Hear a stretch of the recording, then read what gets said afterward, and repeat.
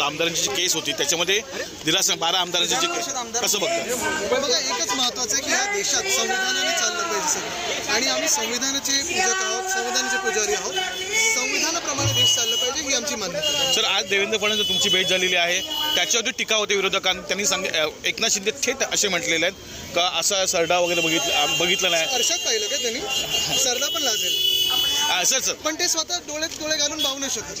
काय जे स्वतः गद्दारी करून पळाले डरपोक लोक, निंदे सरकार चालवणारे, हे कोणावर टीका करू नये.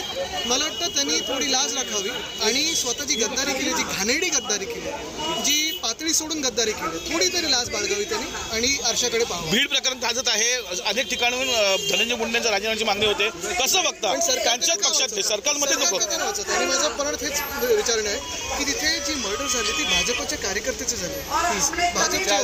ठीक आहे, आपण जरी ते उच्च पक्षाचं बाजूला ठेवलं तरी तिकडचे स्थानिक नगरसेवक, स्थानिक सगळे जे कार्यकर्ते असतील, पक्षातले कार्यकर्ते असतील, पदाधिकारी असतील, त्यांनी काय आशा पाळावी मग यांच्याकडून, या सरकारकडून? आणि पक्षपात न होता तिथे न्याय झाला पाहिजे.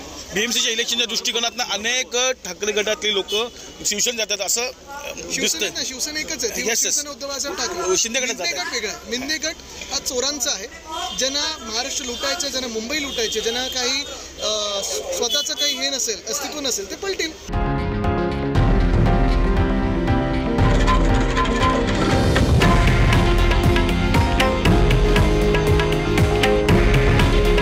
हे आहे देशातील नंबर 1 न्यूज नेटवर्क आणि आपण पाहत आहात TV9 मराठी.